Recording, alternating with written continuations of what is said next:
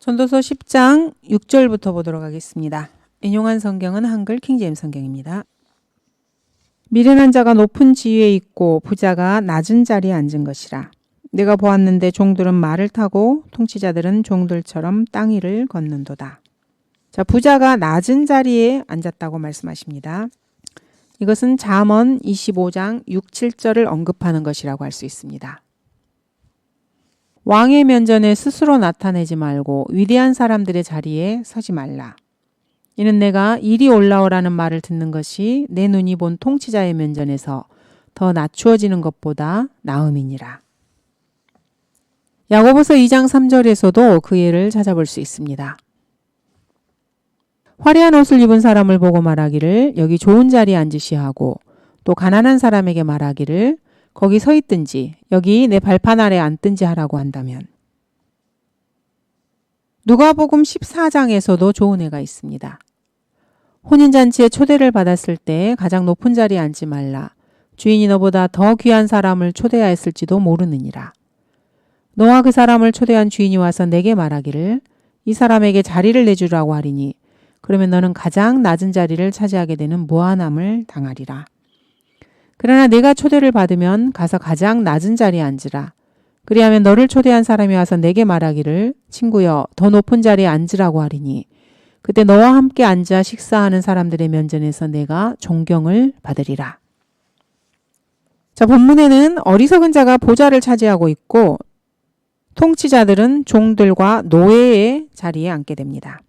이것은 비유적인 표현이 아니고 실제 상황입니다. 주석가들은 이 구약 성경의 4분의 3을 이해하지 못하는 사람들입니다. 그래서 6절의 부자가 지혜에 있어서 부요한 사람 또는 영적인 면에 있어서 부요한 사람을 의미하는 것이라고 그렇게 만들려고 애를 씁니다. 이것은 사적인 터무니없는 성경 해석이라고 할 수 있습니다. 자, 바울이 태어나기 1000년도 더 전에 전도서에다가 이미 디모데전서 6장을 교리적으로 적용한 사례를 들고 있는 것 뿐입니다. 주석가들은 본문을 있는 그대로 대하지 못하고 엉뚱한 소리만 합니다. 이 나라 기독교계의 목사들 역시 마찬가지입니다. 성경은 본문에 있는 그대로를 다루어야 하는 것입니다. 리버트 주석의 노널드 호킨즈는 종종 지혜가 결핍된 군주들이 사람들을 다스린다. 많은 지리자들이 미련한 자를 높이고 지혜 있는 자를 모욕하며 무가치한 자들에게 권세와 특권을 주려고 한다라고 말을 합니다. 이렇게 아주 둥글둥글하게 말을 하면서 6절을 그것과 관계가 없는 4절에다가 묶어버립니다. 이렇게 해서 마치 솔로몬 왕이 그 마음이 잘못된 쪽에 있는, 즉 지혜가 결핍된 왕인 것처럼 만들어버리고 시므이가 지혜 있는 사람처럼 만들어버립니다. 주석가들이라고 하는 사람들이 성경 구절을 가지고 존재하지도 않는 문맥 속으로 끌어들이면서 도달하게 되는 신학적인 정신병원이라고 할 수 있습니다. 이들은 알렉산드리아 이단의 방식을 따르고 있는 것입니다. 자, 이런 자들이 자신들이 이해할 수 없는 성경 구절을 만나게 되면은 이런 식으로 일을 진행합니다. 첫 번째, 그 성경 본문을 무시하고 아예 아무 말도 하지 않습니다. 두 번째, 오노라고 하는 히브리어와 헬라어로 달려가서 자신의 우둔한 생각에 맞게 성경 구절을 고쳐버립니다. 한국에서는 이제는 영어로 달려가서 한글 킹제임스 성경을 고치기도 합니다. 세 번째로 그 구절과 바로 붙어있는 문맥에서 그 구절을 뽑아내서 거짓말을 사실처럼 만들기도 합니다. 네 번째로는 그 구절을 한 문맥에 고착화시켜서 적용을 제한시킵니다. 이렇게 해서 문맥은 다르지만 그와 같은 내용을 가진 다른 구절들과 전혀 어울리지 않게 만들어버리는 것입니다. 호킨즈라는 이 성경 주석가도 성경이 제시하는 해석을 저버렸습니다. 구약에서는 부자들 대다수는 올바른 삶을 통해서 자신들의 부를 얻은 A입니다. 구약적인 관점에서는 하나님을 신뢰하고 올바르게 행하면 주님께서 부를 주시겠다고 약속하셨고 그 예가 많이 나옵니다. 만일 한 전달자가 그와 함께 있다면, 즉 사람에게 그의 정직함을 보여줄 1000명 가운데 1명의 해석자가 있다면 그때는 그분께서 그 사람에게 은혜로우셔서 말씀하시기를 구렁에 내려가는 그를 구해주라. 내가 몸값을 얻었다 하시리라. 그러면 그의 살이 어린아이의 살보다 더 신선해지리니 그가 자기 젊은 시절로 돌아가리라. 그가 하나님께 기도하면 그분은 그에게 호의를 베푸실 것이요 그가 기쁨으로 그분의 얼굴을 보리니 이는 그분이 사람에게 그의 의를 주시기 때문이라. 그분은 사람들을 바라보시는데 어떤 사람이 말하기를 내가 죄를 지었고 옳았던 것을 변개하였으나 그것이 내게 이롭지 않았도다라고 하면 그분은 구렁에 내려가는 그 사람의 혼을 구해 주실 것이며 그의 생명은 빛을 보리라. 보라, 하나님께서 종종 사람과 더불어 이런 모든 일을 행하심은 구렁에서 그의 혼을 데려오시고 산자들의 빛으로 비추려 하심이라. 내가 원하노니 너는 그분의 입에서 율법을 받고 그분의 말씀을 내 마음에 두라. 만일 내가 전능하신 분께 돌아가면 너는 새옷을 입을 것이요 내 장막에서 죄악을 멀리 제거하게 되리라. 그러면 너는 금을 먼지처럼 오필의 금을 시내의 돌처럼 쌓으리라. 실로 전능하신 분께서 내 방어자가 되실 것이요 너는 풍부한 은을 가지리라. 그때에는 내가 전능하신 분 안에서 내 기쁨을 갖게 될 것이며 내 얼굴을 하나님께 들게 되리라. 너는 그분께 내 기도를 드리리니 그분께서 내게 들으시리라. 그리하면 내가 내 소원을 갚으리라. 내가 또한 어떤 일을 명하면 그 일이 내게 이루어질 것이요 빛이 내 길 위에 비치리라. 사람들이 내에 던져지면 너는 일으킴이 있으리라고 말할지니라. 그분은 겸손한 사람을 구원하시리라. 그분은 무죄한 자의 섬을 구해내시리니 그것이 내 손의 깨끗함에 의하여 구해냄을 받으리라 하니라. 구약에 따르면은 하나님 마음에 합하고 주님을 진실되이 섬기는 사람들에게는 은과 금이 넘쳐나고 주님께서 기도에도 응답하십니다. 이러한 구절들은 구약에 아주 많이 나옵니다. 특히 욥기 34장 10절부터 13절을 주목해서 볼 필요가 있습니다. 그러므로 너희 총명한 사람들아 내게 경청하라. 하나님께서 악을 행하신다는 것과 전능하신 분께서 죄악을 행하신다는 것은 그분과는 너무도 거리가 멀도다. 그분은 사람의 행위대로 그에게 갚으시고 각자 자기의 행위에 따라 얻게 하시는도다. 정녕 진실로 하나님께서는 악을 행치 아니하시며 전능하신 분은 심판을 왜곡하지 아니하시리라. 누가 그에게 땅을 다스리도록 맡겼느뇨? 또한 누가 온 세상을 배치해 놓았느뇨? 만약 그분이 그의 마음을 인간에게 두신다면, 만약 그분이 그의 영과 호흡을 자신에게로 모으신다면 모든 육체는 함께 멸망하고 인간은 다시 흙으로 돌아갈 것이라. 만일 당신에게 지금 명철이 있다면 이것을 듣고 내 말소리에 경청하라. 의를 미워하시는 분이 통치하시겠느냐? 당신이 지극히 의로우신 분을 정죄하겠느뇨? 왕에게 왕은 악한 이이다 하며 통치자들에게 당신들은 사악한 이이다 라고 말하는 것이 적합한 일이뇨? 자, 여기에는 통치자들, 잘못된 치리자들에 대한 말씀이 나옵니다. 자, 구약에서 부자가 되고 싶으면은 올바르게 행하면 됩니다.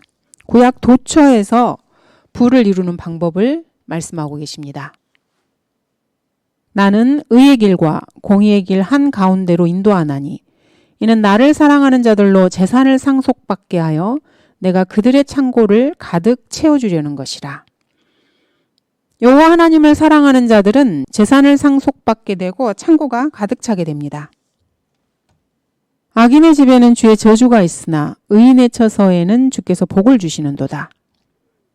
구약에서는 주님께서 그렇게 행하셨습니다. 악인의 집은 무너질 것이나 정직한 자의 장막은 번성하리라. 의로운 자의 집에는 많은 보물이 있으나 악인의 소득에는 고통이 있느니라. 집과 재산은 조상들에게서 상속받지만 신중한 아내는 주께로부터 받느니라. 집과 재산을 조상에게서 상속받는 것이 마땅한 일이었습니다. 자, 그런데 성경을 거부하고 성경을 고치는 소위 말하는 근본주의자들은 이 말씀에 걸려 넘어지는 것입니다. 말씀에 걸려 넘어지는 이유가 무엇입니까? 야고보서, 잠언, 시편의 수많은 구절들이 부자들을 나쁜 사람들로, 가난한 사람들을 좋은 사람으로 묘사하고 있기 때문입니다.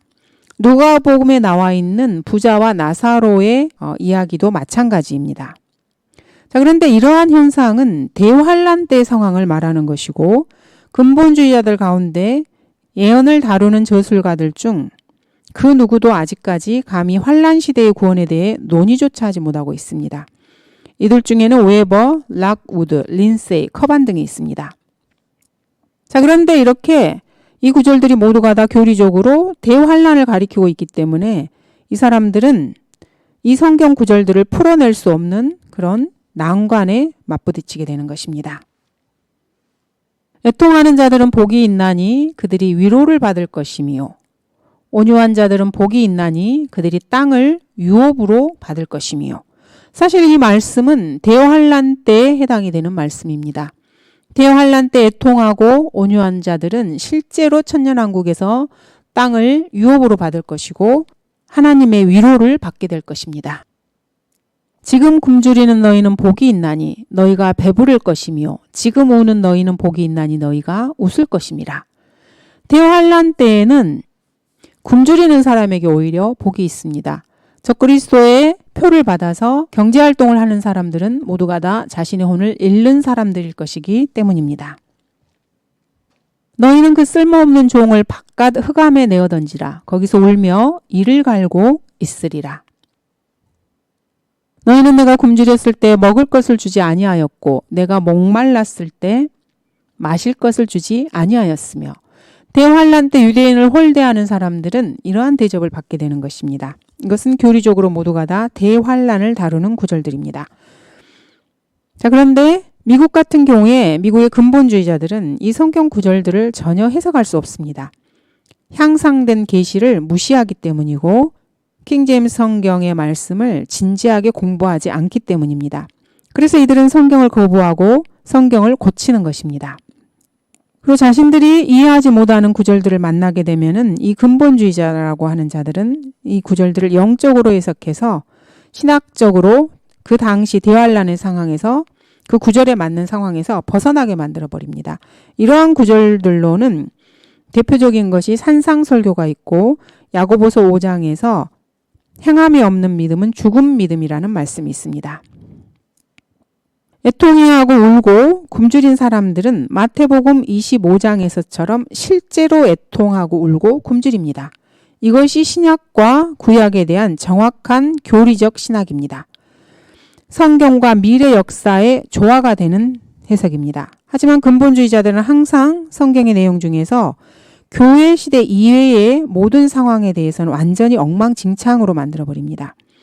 자, 이렇게 해서 이 호킨즈라는 사람은 전도서 10장 6절에 부자에게서 돈을 싹 다 빼앗아 버리고 이것을 영적으로 해석합니다. 전도서 10장 6절에 이 부자는 잔치에서 상석에 앉아야 하는 부유한 통치자들입니다. 그렇지만 상석에 앉지 못하고 말곡비를 붙들고서 연회장으로 걸어 들어가고 있습니다. 말 그대로 부유한 통치자들인데 이들을 현명한 자들로 바꿈으로써 배교한 성경 개정자들은 자신들의 미신적인 정통에 따라서 신화적인 성경을 만들어내는 것입니다. 그래서 종이 잔치에 말을 타고 가고 반면에 왕의 씨는 그의 발판에 앉아있는 이런 모습이 미국의 인종차별주의를 완벽하게 묘사해 주는 것이라고 볼 수 있습니다. 압살롬은 말을 타고 다윗이 걸어갑니다. 이 일이 완벽한 성경적 예라고 볼 수 있습니다. 하만은 말을 타고 모르드케가 걷는 것도 마찬가지입니다. 주님께서는 에스더 6장 8절에서 섭리적으로 그 상황을 뒤집으셨습니다. 그렇지만 이 두 경우 모두가 다 통치자들, 즉 다윗과 모르드케는 현명하기만 한 게 아니었고 둘 다 재물도 있었고 부유하게 되었습니다. 유대인 모르드케가 아하수에로 왕의 다음이 되고 유대인 중에서 위대하게 되었으며 그의 많은 형제들에게 인정받고 그의 백성의 이익을 구하였으며 그의 모든 씨에게 화평을 말하였더라.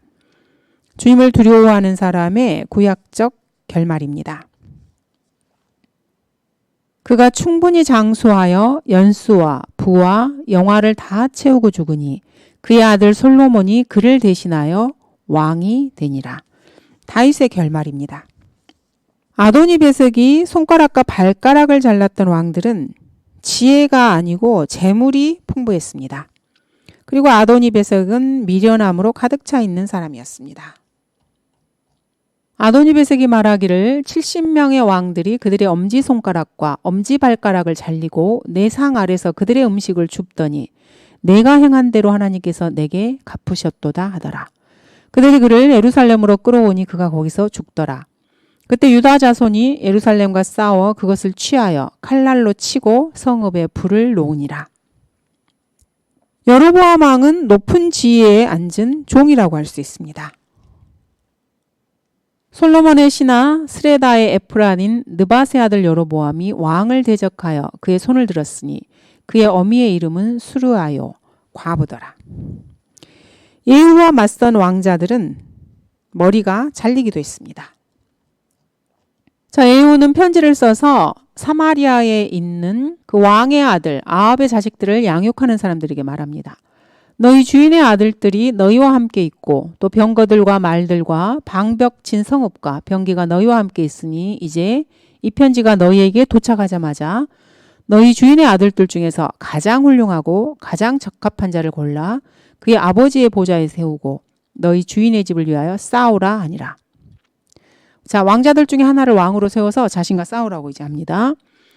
자, 그러나 그들이 심히 두려워하여 말하기를 보라 두 왕이 그를 당해내지 못했는데 우리가 어떻게 당해내겠는가 하고 집을 관리하는 자와 성읍을 다스리는 자와 장로들과 그 자식들을 양육하는 자들이 예후에게 보내어 말하기를 우리는 당신의 종이오니 당신께서 우리에게 명하시는 모든 것을 우리가 행할 것이며 우리가 다른 왕을 세우지 아니하리이다. 당신께서 보시기에 좋은 대로 행하소서 하더라. 싸워서 이길 승산이 없다고 판단한 이 왕자들을 섬기는 자들이 다른 왕을 세우지 않고 예후를 따르겠다고 합니다. 자, 그러자 예후가 두 번째 편지를 그들에게 써서 말하기를 만일 너희가 내 편이고 또 만일 너희가 내 음성에 경청한다면 너희는 그 사람들 곧 너희 주인의 아들들의 머리를 취하여 내일 이맘때 이스라엘에 이르러 내게 오라 하니라.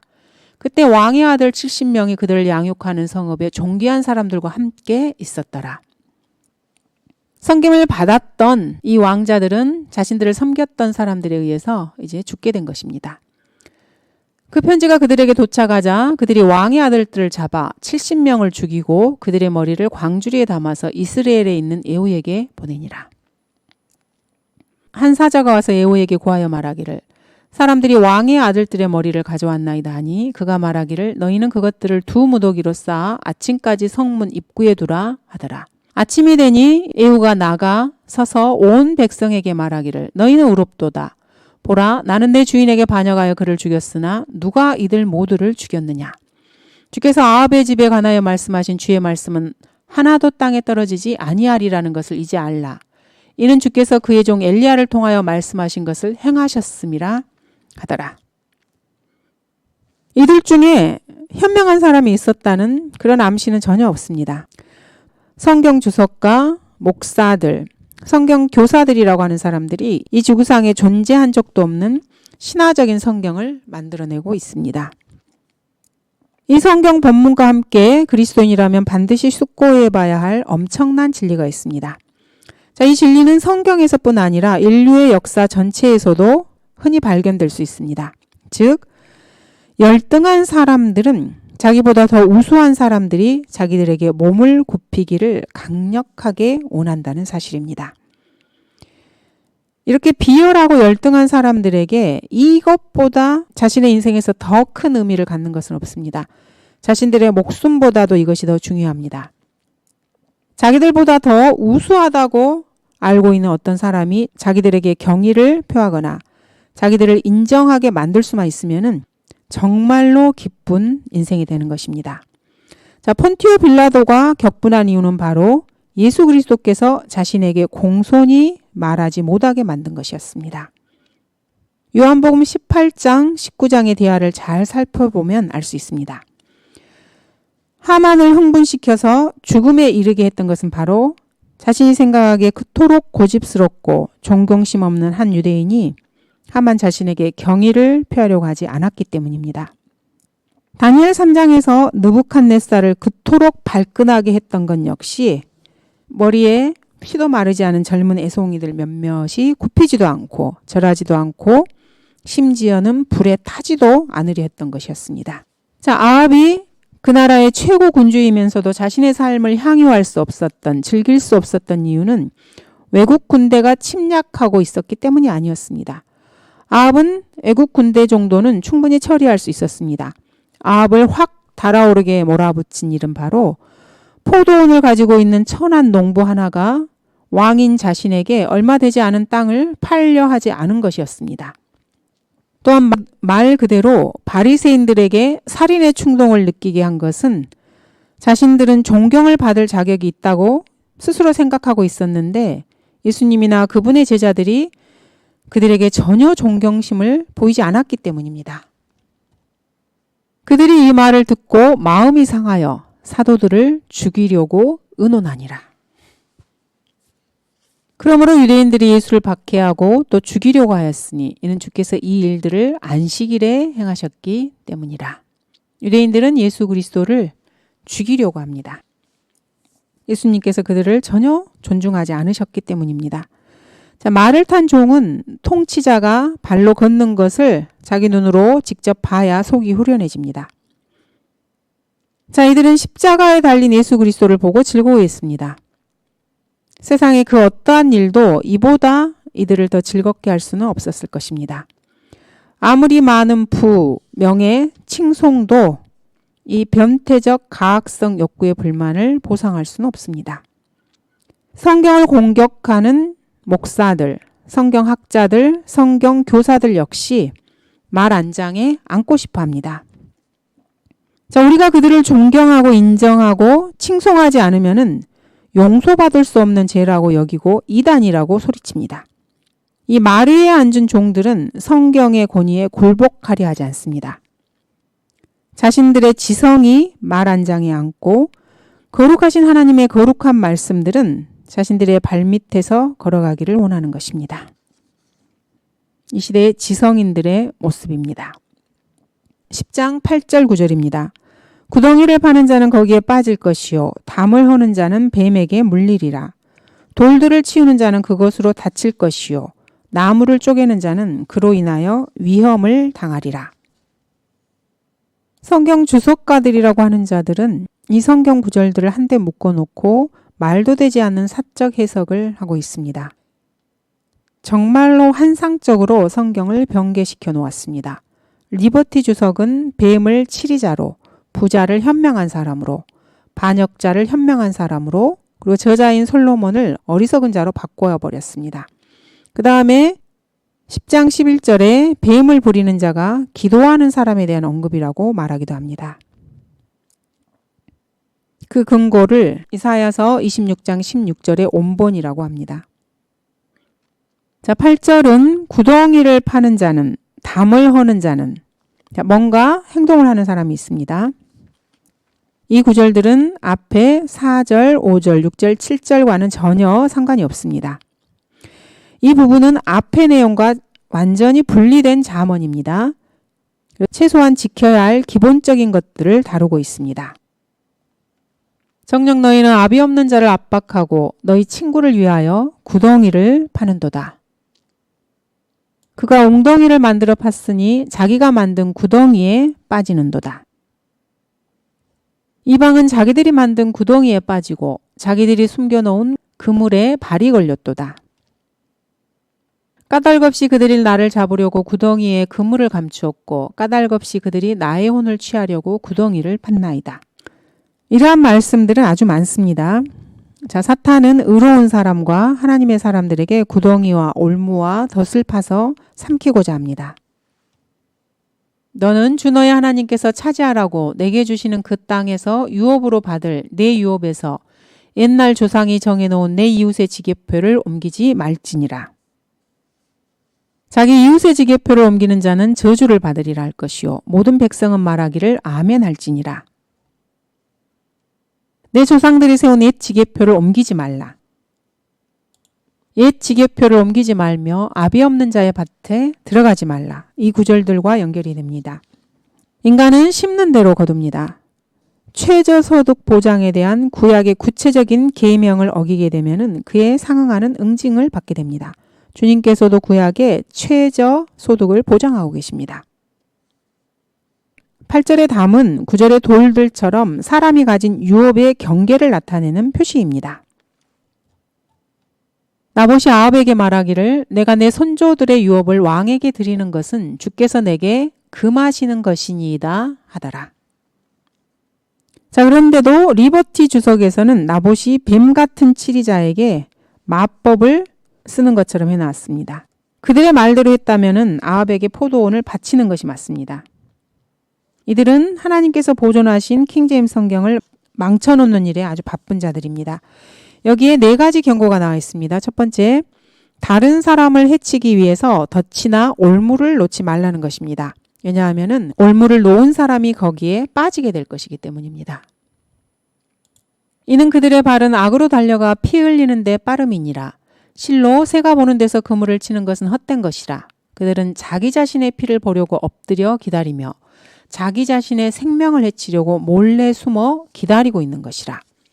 다른 사람을 잡기 위해서 덫이나 올무를 놓고 있는데 사실은 자신의 혼을 잡는 덫이고 올무인 것입니다. 자, 두 번째로 재산을 늘리기 위해서 다른 사람의 재산의 담을 헐어내서는 안 됩니다. 담 속에 뱀이 있는 경우가 많기 때문입니다. 울타리가 좋은 이웃을 만든다는 말이 있습니다.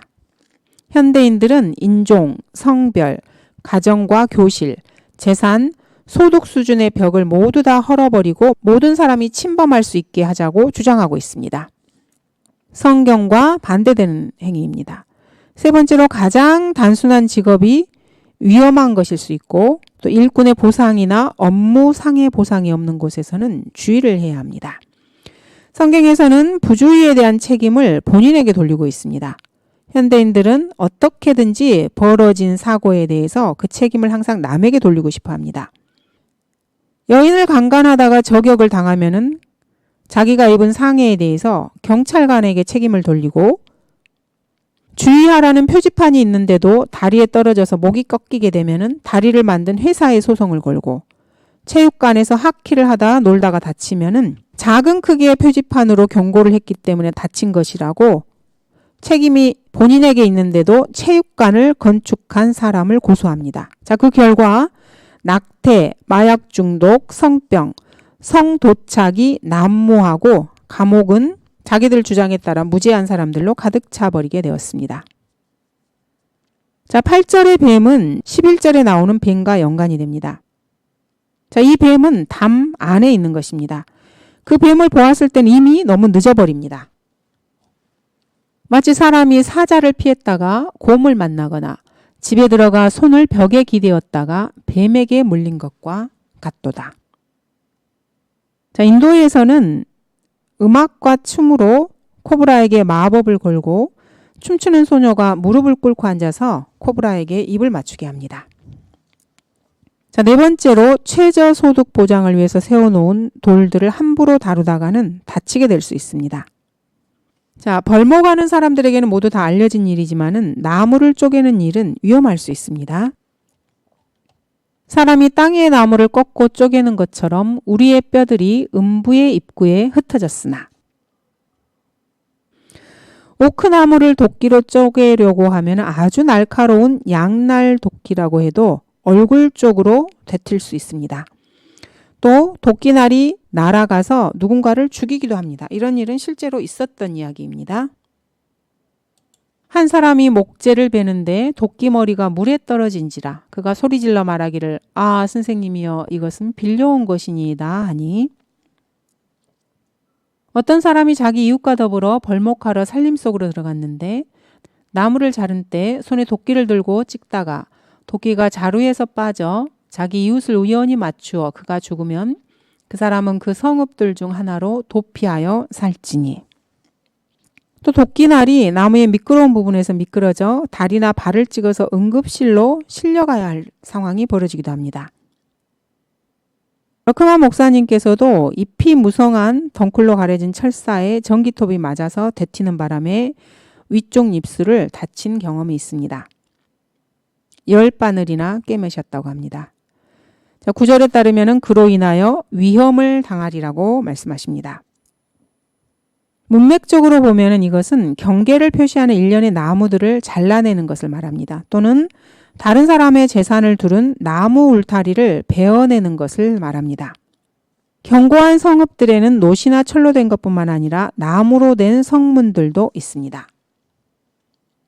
벤림나와 베나랏을 방벽진 성읍들로 세우고 양을 위하여 우리들을 지으니라고 민수기 32장에서는 말씀하십니다.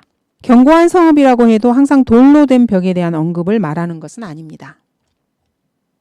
그곳의 목소리가 뱀처럼 가리니 이는 그들이 군대와 더불어 행군하고 벌목하는 자들처럼 도끼를 가지고 이집트를 치러 올 것입니다. 시편 74편에서 솔로몬 성전을 지은 나무 베는 자들은 더 이상 유명하지 않게 되었습니다. 왜냐하면 누군가가 나무를 쪼개었기 때문입니다. 빽빽한 숲속에서 도끼를 들어올림에 따라 사람들이 유명해졌으나 이제 그들이 도끼와 망치로 그 안에 있는 조각품을 단번에 부수며 주의 송소안을 불지르고 주의 이름이 계신 초소를 땅에 내던져 더럽혔나이다. 나무를 쪼갠 사람들은 확실하게 그로 인하여 위험을 당한 것입니다. 실제로 이런 일은 느부갓네살의 군대에 있는 사람들이 한 일입니다. 자, 이런 일을 한 느부갓네살의 군대에게 무슨 일이 일어났는지 알고 싶다면 예레미야서 50장을 읽어보면 됩니다. 예레미야서 50장 46절에서는 마지막으로 바벨론이 함락되는 소리에 땅이 움직이고 그 부르짖음이 민족들 가운데 들리는도다 라고 말씀하고 있습니다. 감사합니다.